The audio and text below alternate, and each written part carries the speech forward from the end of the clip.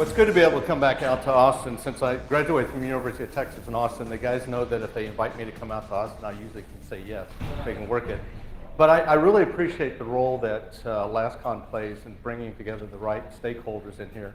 And as you've heard in the message, we need to get the message out to not just developers and security professionals, but it needs to get into the C-suites of our organizations. So part of our job has been to get out to the non-security forums as well. But I still think that's the right place because you're the guys who fundamentally can make a change here in what we do. And most of you have a fundamental appreciation of this, and this is National Cybersecurity Awareness Month.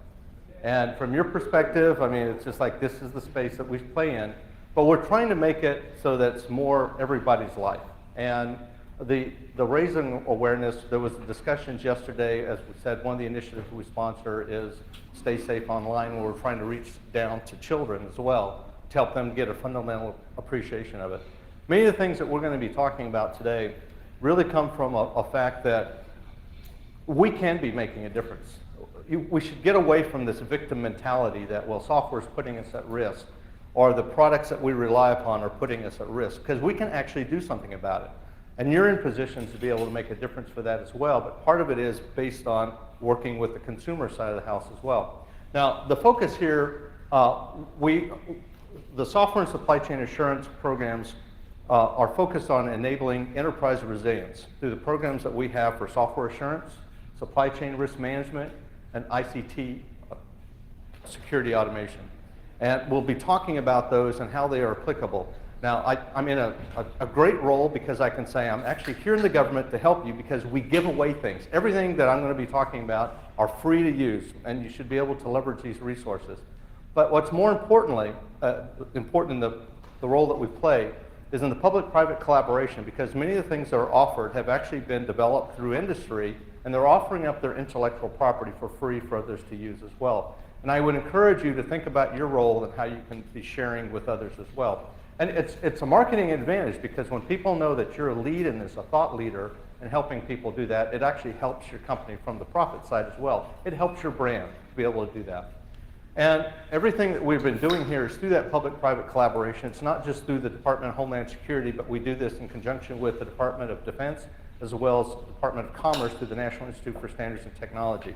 We run quarterly working groups and forums. We'd invite you to participate. We normally have those in the Washington, D.C. area, but we're doing more online as well. Organizationally, as mentioned, I'm in the Office of Cybersecurity and Communications. Our role is kind of interesting given the fact that we've been tasked with securing our nation's critical infrastructure, for which we do not run or operate. So public-private collaboration is very important to be able to do that. We do that, we're actually organized in such a way that we have an operational element that deals just on the communication side. We have the operational side that deals with the cybersecurity side as well. We do a lot on supporting the .gov and .com side of the house, and our stakeholder engagement is reaching out to those. For those of you who are not familiar with critical infrastructure, it's basically anything that we as citizens rely upon to do our everyday lives. It ranges from power, energy production, to banking and finance, telecommunications that we've got. And we provide 24/7 operational support to those organizations. And the foot stomper to this to you is that these are actually resources that are available to help you as well as individual companies that you could actually call on our US CERT. Said, help, I'm being attacked online. One of the guys opens up a ticket to be able to do this, and he said, now describe the nature of this. And he basically was playing an online game and his character was being attacked. We said, that's not really what we're about. But the point was, individuals feel, and you should feel, that you can contact us for support. A lot of times we find that companies don't have the wherewithal to address the problems that they're having given the changing nature of the cyber threat that we have. But we also provide cyber resilience reviews for those who run our critical infrastructure. We will literally go in with teams and do interviews. This is purely based on helping you on self-diagnostics, and we guide you through that process. And so we focus on the .gov, but the critical infrastructure and the critical .com side of the house. We do this through a series of managed services, but we also provide a lot of services in the area of acquisition development, as well as in the supply chain risk management, security automation. In fact, the majority of my program dollars go in the area of security automation. I'm going to talk about some of those standards that we've got that actually enable the tooling and the services that are in the space. So the way we're managing the activities, for software and supply chain risk management. Number one, we enable automation, and I'll spend the majority of the last part of this on what we do in that area and how you can leverage those security automation standards. And you've actually heard some of the things here, like little terms like CVE, CWE, and you go, what's that? Some of you may know. We spend a lot of effort on actually supporting operational response as well, both in the terms of supporting our US CERT, but supporting guys who do contracting. How do you do that? So we're helping with that area. We're helping a lot in the area of outreach and collaboration. We provide a lot of publications, material that goes out. We provide free training. Some of the training is only offered on the .gov side through our federal virtual training environment, but some of it's through our workshops that we offer as well. We spend a lot of the effort also in influencing standards, in particular international standards, because it is a global economy. We also work with NIST in developing and rolling out some of the standards. I'm going to talk about some of those that are particularly important to what we're doing here. You ought to be familiar with the new ones that have come out. And we also influence policy. Now, why is that important? Because we've actually been doing this for a number of years, and we've been putting things out there for voluntary adoption. I will tell you, voluntary adoption is not working so well. But you notice I keyed on policy. Our job is not to go out there and influence changes in legislation. I get very concerned when people say, hey, we need new laws to help do this space. Certainly laws are one way to motivate change, but I will tell you, when you start engaging Congress, when you ask for help in that area, you get a lot of unintended consequences. And it's much better that we as organizations, both within the federal government and the state level, but also in companies, if you develop policies that put in place that says we are exercising both due care and due diligence in what we're doing here in the area of software assurance and supply chain risk management. That is far better than trying to say, let's wait for a law to be put in place. So that's why we spend that effort to do that. And when we look at the critical infrastructure, again, most people think of the physical infrastructure. If you're in this room, you fundamentally understand that our critical infrastructure today is both enabled and controlled by the software and the ICT components that are out there. The challenge space that we find is that software represents the high risk of every one of these. If you want to take out our critical infrastructure, you take a look at your software that's running that. If you want to even take a look at the products that are in there, and the challenge that we're having, and this is an unfortunate reality, that we're getting a lot of counterfeit information communications technology products that are out there, from our switchers and routers, even your servers. You've got counterfeit components in there that, this morning when you heard, let's envision, what does this world look like? Close your eyes.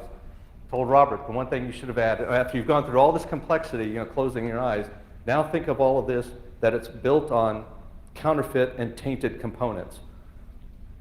Now that's a nightmare, but that's the reality of where we're at. And so we focus on the idea that says, we understand the realities of physical and cyber coming together when we're having. But it's a recognition that it's multiple disciplines as well. It's no longer just about safety, and it's not just security. In fact, safety and security, Robert and I shared that example with you. 9/11, perhaps the most defining event in US history, is a classic example where systems that had been designed, built, and deployed to be safe, that because they were not designed, built, and deployed to be secure, hundreds of people died. And I asked the safety guys about that. I said, so what is that? They said, well, that's security issues. I said, wait a minute, hundreds of people died. How's that safe? And they just kind of go blank. But more and more, and we heard examples from other presentations here about now our medical devices that, they're supposedly safe, but they're not secure. We know in today's environment that if products are not secure, fundamentally they're not safe, because they can be exploited to be able to do that. And so this idea that security is hard really comes more from a mindset of the way that we've been doing security. We've been doing security as an afterthought, try to bolt it on, and all of a sudden the security guys get viewed as obstructionists. How many of you have been told, hey, you're slowing stuff down? Well, if you had been asked to come in there up front to help architect and design the solutions, and then even design test cases as you're building it, when you get to the point of deployment, not only can you deploy it a lot faster because you're not addressing security as an afterthought, but it is actually more resilient. In fact, it's been demonstrated that built-in security actually enables resiliency and actually more agility. If you're building fundamentally resilient products, you can expand your enterprise so much faster because you can count on the individual components. But because we can't count on those, we layer on, firewalls, DMZs. We got all this stuff that now makes security look not just hard, but it gets in the way of doing business. And that's a challenge. But we also know that the critical security controls need to be aligned with mission. And I'm going to bring this up because we've got new standards that come out in there that deal with our supply chain risk management controls. We've got the new 853 came out, Rev 4. There's a lot of security controls out there, and you can't just say, well, apply them all. It has to be aligned with your mission or your business, and you have to make sure that really is there. And we're also doing a lot in the area of automated continuous diagnostics and mitigation. So here's our problem space. Today is everybody's connected, and therefore, even though you've done the right things, or you thought you did the right things, because you've interfaced with others, you're now put at risk. We've got numerous stories, some that we can share, where we've had critical infrastructure literally shut down. The entire plant was shut down simply because they were interconnected with their suppliers who got breached. Their suppliers got owned by somebody, and now all of a sudden they got malware coming in to their plant facilities. And that's been a fundamental problem for us, because how do you trust your suppliers now? Because that's the nature of doing business. We are interconnected with them. But everybody says that we've got security in place. Why is it that we're still being breached? We don't understand that. I've got my DMZ, my firewall. Well, the problem is that they're getting through the soft underbelly of our enterprise. You've heard numerous talks where we talk about cross-site scripting as one of the attacks that's famous. Well, how is that's enabled? One of the ways is improper neutralization of input during the web page generation. Our SQL injection attacks, they're enabled. These are, you notice the little monikers that are out here. We've got KPEC, the common attack patterns. Our CWE, the common weaknesses. You're very familiar with CVE, the common vulnerabilities and exposures. But that's one of the standards that we sponsor, we fund that. But we started the effort with the common weakness enumeration, because CVEs were now up to 64,000 publicly reported vulnerabilities for which there's patches. There still remains only about 900 root causes, and that's the common weakness enumeration. And 2/3 of them are at the code level. We can actually detect these through static code analysis. The tools are pretty good about doing that. Now, the others are obviously at the design level, but the point is, we actually understand these before we operationally deploy the stuff. CVEs are discovered after you've deployed it and somebody's already been breached. Why do we care? It's because as long as you have these common weaknesses in your systems, in your network, it's not a matter of if, it's a matter of when will you be a victim of a zero-day attack. These represent your attack vectors. It's almost entertaining when you hear, almost on a weekly basis, somebody else has become a victim of a zero-day attack. Well, that's like standing up in public and saying somebody else was more committed than us and finding our exploitable weaknesses than we were. Because guess what? These are yours. Once you've operationally deployed these are yours, and they're 100% discoverable. But do we have the will to go out and discover those and do something about it? Now, when we address software assurance, understand we look at the exploitable nature of software. And certainly, many people will say, well, most of these are just common defects, which for the most part, that's true. But trying to develop 100% defect-free code is not really possible. And there is a high correlation between reliability defects and security issues that we have. So going after that, that's one thing. So the common weaknesses are looking at those exploitable things that are unintentional vulnerabilities. They didn't necessarily know, they didn't have malicious intent. But also malware. Now, a lot of people think of malware as being only an operational issue. The challenge we have is that more and more we're finding out that there's software being delivered to us that has malware pre-installed. Now, does that mean that the developers had malicious intent? A lot of times it's probably, I would like to think, is more attributable to sloppy manufacturing hygiene. They simply were unaware of the fact that the module that they pulled down, which had really great functionality, it could have been in a public library, it could have been an open library, or a proprietary library. But the point is they pulled it down and they didn't really check to see either one, does it have exploitable weaknesses? Does it have known publicly reported vulnerabilities, or does it have malware? They just pull it down, they use it, they put it into new software, and it rolls out. And that's somewhat problematic for us. But again, we're finding out because it's out there so much, and developers are just trying to make things work, they're doing that. And so this comes down to understanding where is it that we can actually do something about it. It's what I refer to as the touch points, and certainly software assurance has moved beyond the product-oriented building block of looking at applications and operating systems. It's well beyond the platforms, whereas both our focus for software assurance and supply chain risk management is that we are looking at our supply chains and the system and software development lifecycle. That's where we can actually influence what we're doing, both on the development side and the acquisition side, before we operationally deploy. So software and supply chain assurance actually provides a focus for resilient software as well as ICT components, security in the component lifecycle, software security and services, as well as supply chain risk management for mitigating the risk associated with tainted and counterfeit products. Now, some people do look at this and say, what do you mean by software security and services?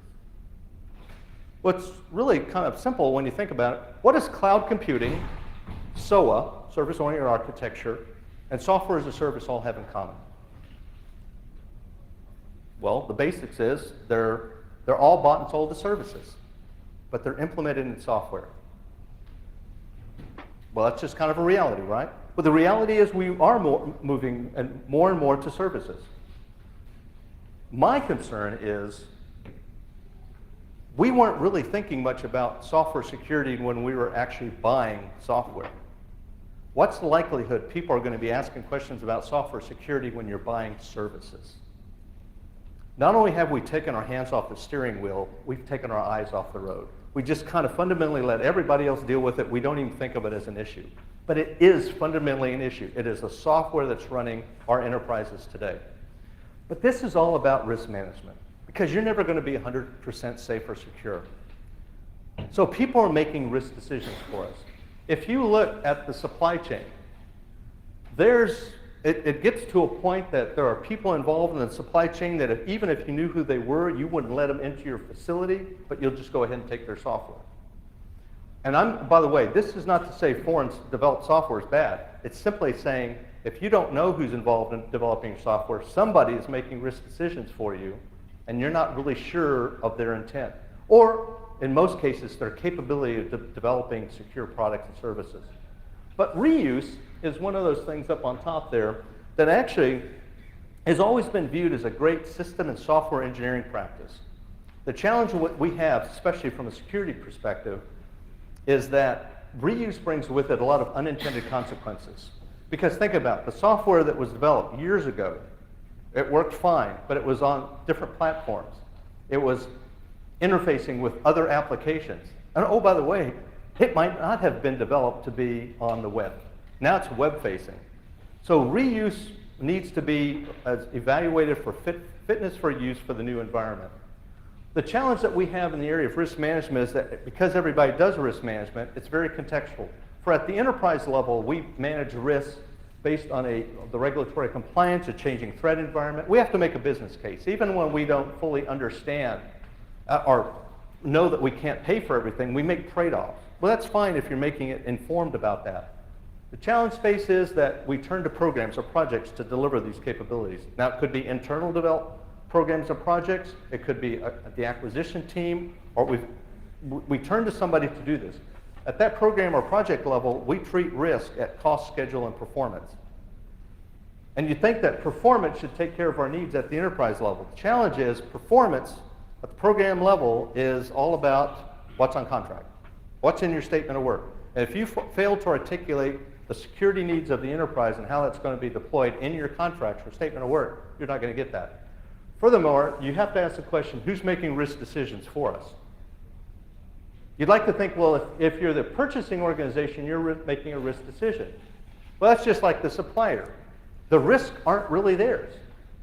They're only looking at cost, schedule, and performance. They're not looking at, is this fundamentally going to put my customer at risk? That's the using organization. But does the using organization get to make these risk decisions? No, you've turned to somebody else to do that for you. All of these people in the supply chain are making risk decisions for you, that they're just passing them through. The fact that it has buffer overrun enabled in that, or that they just didn't check for it, That's not their risk. They're just passing that through. The fact that they allow for cross-site scripting in a web app, it doesn't matter. It's not their risk. Who owns the residual risk of tainted and counterfeit products? It's the end user organization. And how pervasive is this? We've got lots of examples. I'm only using an open source example. Spring Beans as one example of people making risk decisions. A CVE had been issued for it. It's been out there for over 2 years, the CVE. It was a patched version. But they continued to go to the libraries and download the unpatched version. They did this 11,000 times in 1 month. They were making risk decisions on your behalf. Because we're seeing, why is it that we're seeing all these old vulnerabilities showing up in new code? It's because our developers are making risk decisions on our behalf. In many cases, they didn't know, but some people might say that's being negligent. Again, who owns that residual risk? Furthermore, that we understand that if you try to understand that, you have assessment challenges from these multiple platforms. We know that we've got multiple operating systems that the software has to run on. We know that it has different CPUs that it's got to run on. We know that it's going to be using and running on different compilers that's doing on that. And you notice compiler flags are very important here. We'll come back to this. But we're finding out that the compiler vendors have gotten much better. They've been working with us on ISO IEC JTC1. Under SE22, we have a working group. I fund that working group that's specifically on programming languages and looking at vulnerabilities in programming languages. So not surprisingly, the compiler vendors are now using CWE as our basis for doing that, and they're now issuing better, more complete set of compiler warnings. The challenge is developers disable the compiler warning flags. It's not their risk, remember? They can disable all these compiler warning flags. It's not their risk.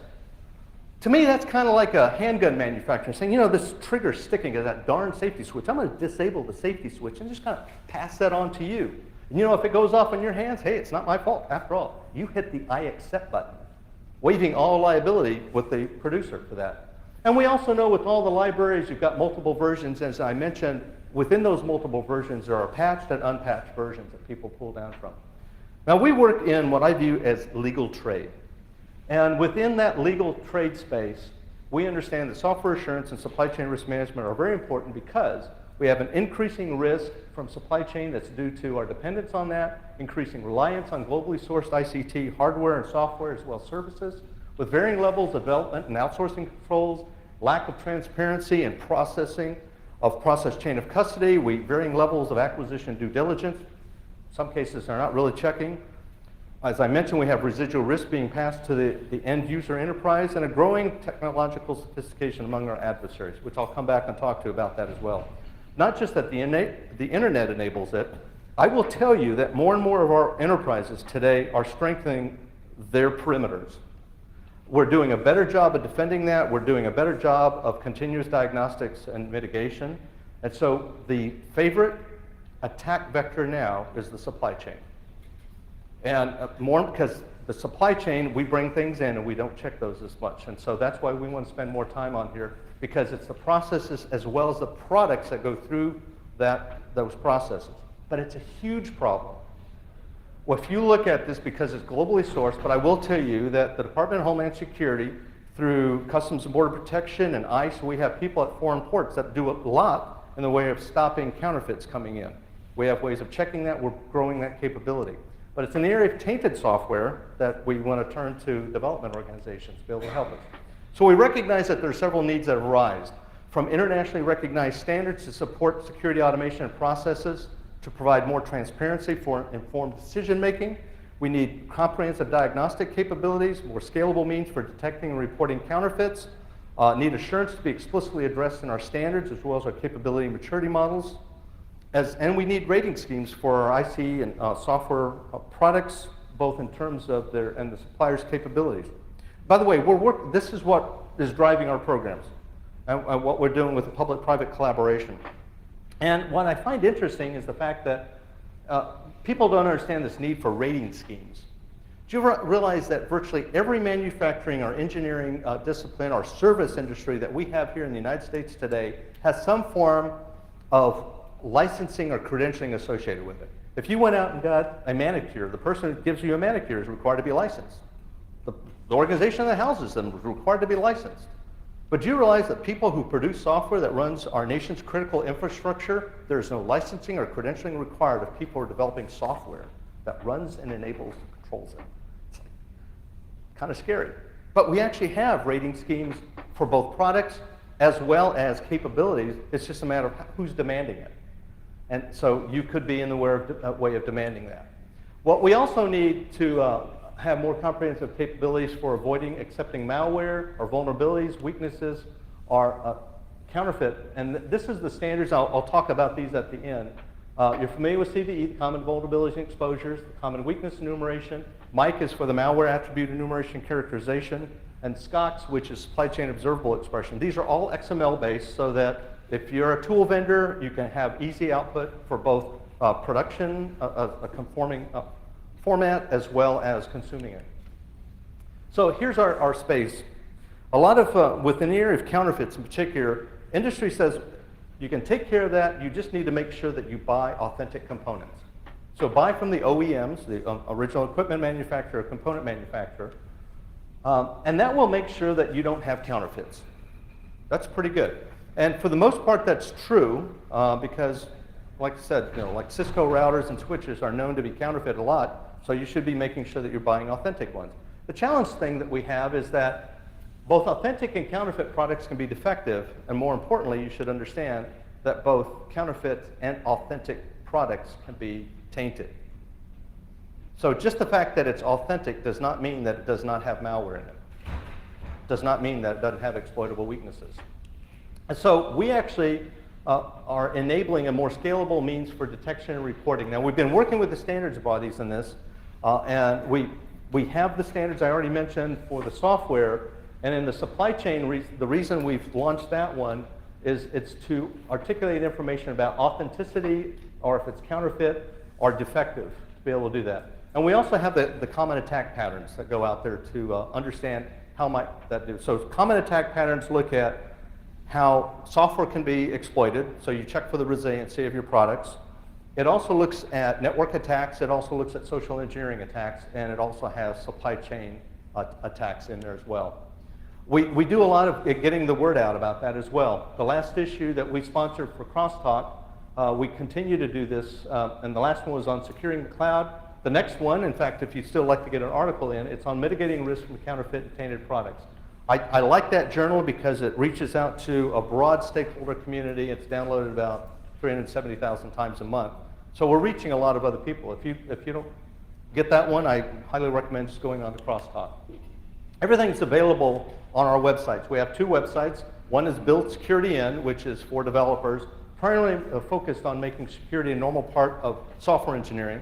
But the broader one, the Software and Supply Chain Assurance one, is providing resources for our stakeholders with an interest in either software assurance, supply chain risk management, or security automation. We also produce work for curriculum, sample curriculums for universities. We produce the Masters of Software Assurance. We have, with that, the course syllabi. We also have undergraduate course outlines, and we have material for community colleges. We also wanted to lend itself for a professionalism. So we've developed a professional competency model for software assurance that is aligned with the National Initiative for Cybersecurity Education. And what we did with that is we looked at, and we actually contributed to what specialty areas are in there, and said if you were to be the broad range, if you wanted to build a team within your organization that addressed software assurance, what might that look like?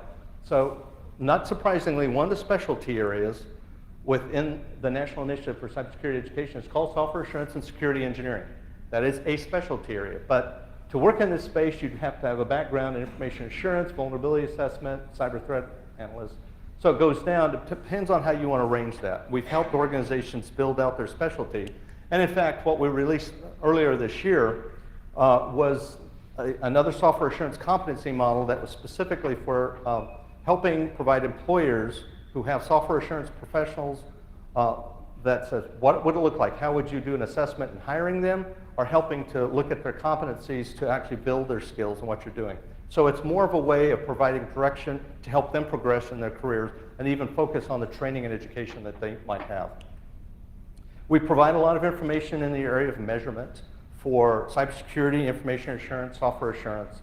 and security engineering.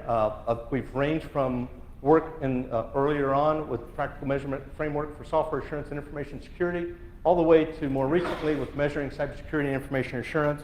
Some of these products I've been able to produce with OPM, that's using other projects' money, and that's been useful.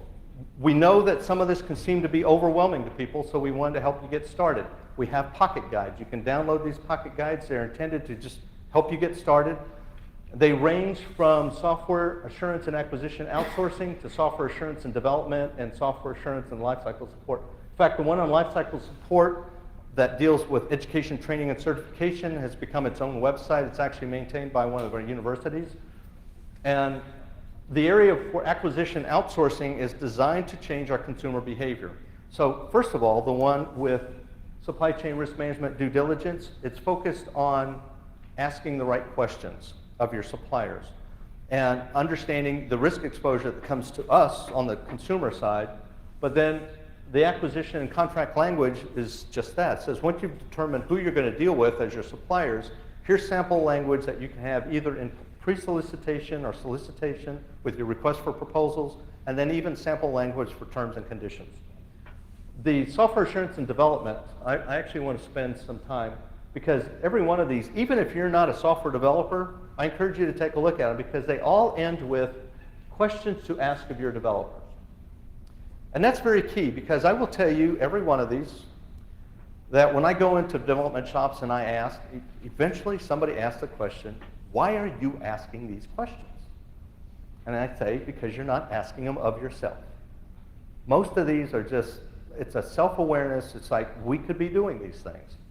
And so it's a way of getting started. So the one on architecture and design considerations for secure software, it goes through not just the basic concepts, but design principles for secure software, architecture and threat modeling, secure design patterns, secure session management, design and architectural considerations for mobile applications, formal methods and architectural design, design review and verification, key architecture and design practices for mitigating exploitable software weaknesses, and as I mentioned, they all end with questions to ask your developers. That was just an example of some of the ones for architecture, and then the one on software security testing, and this is not for software requirements, when I say security requirements testing, but it's about the fundamental security and resiliency of the software itself. What we view as derived or non-functional requirements that says, how will you do? So there's a lot of bases behind this that deal with the common weakness enumeration.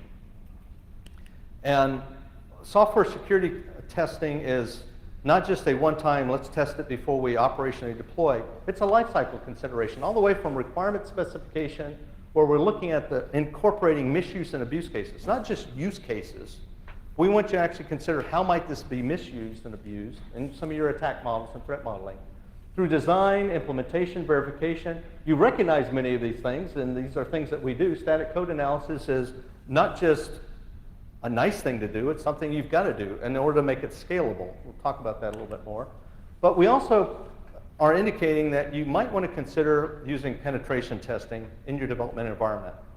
Now, a lot of people think of penetration testing as only something you're going to do in an operational setting. But more and more, you know the operational deployment of the software. You know the platform it's going to be on. You know the applications it's going to be interfacing with. So you can actually start doing penetration testing in the development environment.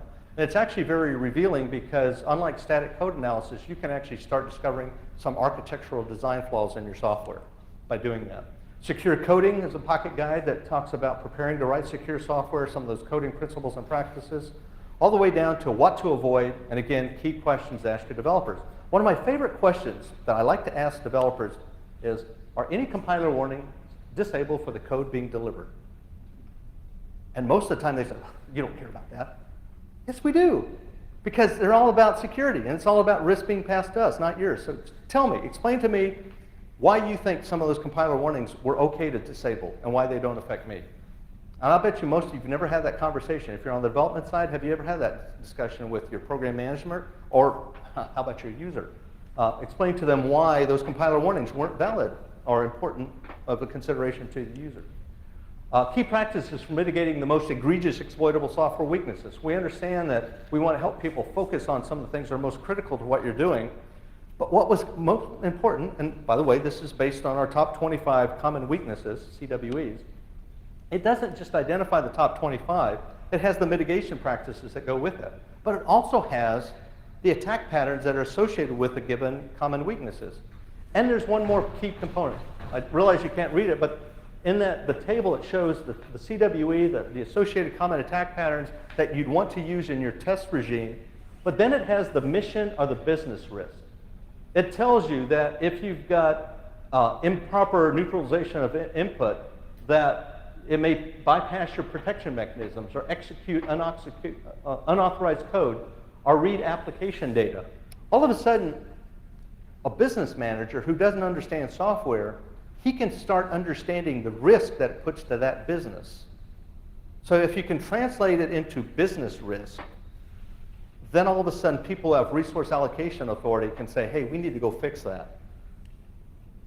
So at the end of the day, if you were to stand back and say, would I be able to recognize an organization who could fundamentally deliver secure products and services, some people would scratch their head, well, I'm not sure, what would I look for? And so we recognize the fact that everybody has to go through plan, design, build, and deploy, and we certainly understand that they'd have requirements, use cases all the way through. They've got certain practices. Normally those practices, if they're a mature organization, they're not reinvented every time they start a new project. Most organizations are now a little bit more mature. They have organizational process assets. And these govern, they provide governance, they have, here's our practices, they've got tailoring guidelines, they've even got training guidelines that go with that. And it says, we start a new project, here's what we do. Most of your practitioners, maybe even your program managers, don't know where those practices came from. They evolved over time.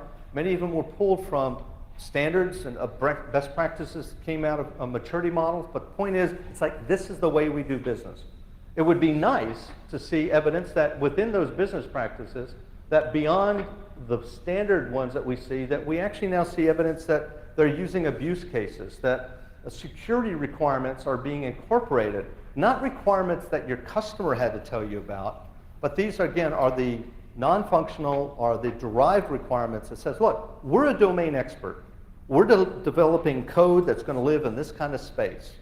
Here's the security implications, because it's going to be deployed in this kind of threat environment. We shouldn't wait for a customer to tell us it must be able to do that. They expect us to know that. And it goes through secure design, but risk-based test plans, code review, static and dynamic code analysis. Now, yes, you can do some of this manually, but I will tell you this is one of the spaces that tools make a difference. I'm not going to say that tools are the be-all and end-all. In fact, there is no Uber tool. They're not all created equal. But trying to start and do this without using some form of static code analysis is virtually impossible to do it. And there's simple examples, and I'm sure you've given this to some of your coders and say, hey, Mr. Programmer, here's 25 lines of code, and here's an exploitable construct within that 25 lines. We'd like you to find it and fix it. Do you realize that most programmers can't find it? So if they can't do it in 25 lines of code, how can they do it in 25,000 lines of code? So tools actually are pretty good about finding those. And again, we've been working with the tool vendors in this space who use the CWE as a way of reporting that out. Not only do they identify it, that when it's tagged, they also give you the mitigation practices of saying this is how you fix that. And so it's gotten much better in that space. And the challenge is that sometimes the consumers don't appreciate that. And I'll start with the government, because I asked some government suppliers, tell me, which tools do you use? And I remember sitting down as a luncheon like this, a table with a guy, and I said, so what are you using? And he said, well, you know, we actually proposed using this one particular static code analyzer on there, but the government acquisition program manager said that that was an unnecessary overhead. So what's that mean? He said, my company said we didn't get to use any tools. I go, really? So in other words, the guy who doesn't know anything about software, who doesn't touch software, just disabled what the supplier was trying to do as the right thing. So this is something that we have to work together. Static code analyzers should just be a normal way of doing business. This shouldn't be something that you do extra. As I mentioned, using pen testing is part of that, but also library updates. As patches are rolled out, you make sure you go back and update the libraries where this came from so you don't redeploy that same thing. So all of this is available online, from attack modeling to software, secure software requirements engineering, secure design principles and practices, programming practices, all the way through the documentation. we're just recommending take advantage of these free resources. You've got many other resources that have come out, through LASCON you've learned a lot. OWASP as a community is just phenomenal as far as providing resources to help you out in this area. You need to avoid those drastic changes, but you need to incorporate all of these changes with your practitioners in mind. And by the way, if you're going to bring in a tool, you need to help the practitioners on this. Understand, number one, make sure they're trained on it, but also make sure they know how to incorporate this within their workflow. Because if you don't, it's just going to become shelfware. And certainly upper management's important to this. Within the federal government, this is not just DHS, but the Department of Defense as well, we've been focusing a lot on the standards here that help us avoid issues that are associated with software assurance and counterfeits. And so we've been, the Department of Defense focuses on the .mil side. We've been focusing on the .gov and the .com side of the house. But the reason we look at international standards as being important is because it is globally sourced, and so we need to influence that. I could give you a whole separate tutorial on all the international standards associated with this, but I won't do that to you. But it's important that you understand that. I will talk about some of the recent changes that we've had with the National Institute for Standards and Technology. You may be familiar with many of the 800 series that have been out there because they have been there for a while for us. 839 that deals with managing information security risk, as well as 64 on the security considerations for system development lifecycle. More recently, 853 Rev 4 has come out. If you've not paid attention to these, I'd say this is the time to do it, because there are many more controls that deal with software assurance and our supply chain risk management. But we have even something more focused on supply chain risk management that actually leverages those security controls in 853, and that's 800-161. It's out for public review right now. We'd love to get your comments. Take a look at that, the completeness of it as far as what we've got. And it provides the framing for what we need for that. And also coming out very shortly is 800-160 that deals with security engineering guidelines. These are important because they're practices that we should start seeing on contracts even as we go out with that. Now I want to end on a part of where I think security automation is, because everybody understands we've got some challenges here, even when we know how to focus on this. I already mentioned the value of static code analysis as one of those, but it's all about the standards. But that's just one piece of this puzzle. And automation is one of the things that helps us here. And the reason we need that is because the fact is that our cyber threats have emerged over time. Not just that they've emerged, but the attack sophistication has gone up over time. Again, you're in this audience, you fundamentally understand that. It's hard to defend against all that. But we also know that industry has been very responsive to this. We have tools and services. In fact, some of you are some of these guys. But many of you use others. You recognize these, and they're all important to what we've done. So the solutions have emerged over time, and it's pretty overwhelming. And you can say, well, it's all very necessary, but is it sufficient? How would you know? What kind of coverage do you have? So if you were to take a tactical way of just saying systems engineering, how would you have re-engineered this in the first place? And it's to go back and look at what we have in common. And so if you were to architect security with information standards for our communities of interest, we know that everybody has to do vulnerability management, configuration management, threat management, asset management, intrusion detection, system development, and incident management, change management, all the way down to centralized reporting. We recognize that everybody has to do that, so let's stand back and say, okay, here's our problem space.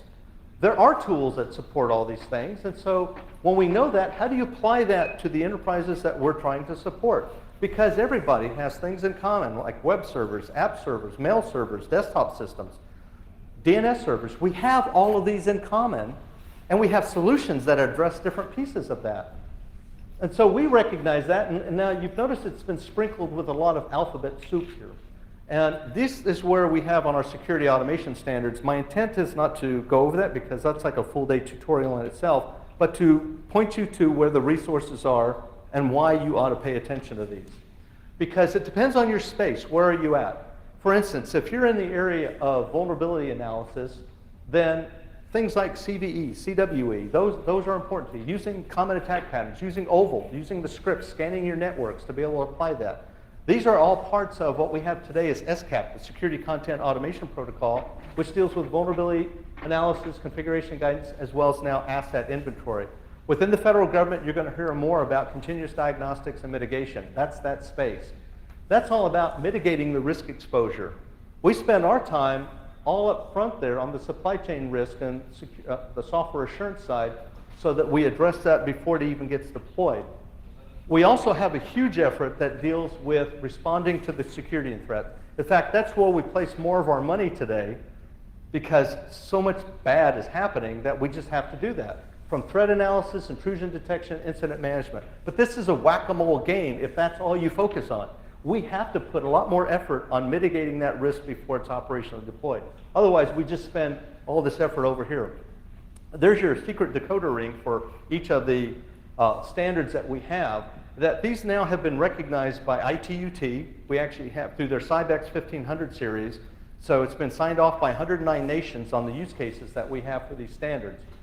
And the one I want to leave you with, going back to, I've mentioned it, is the common weakness enumeration.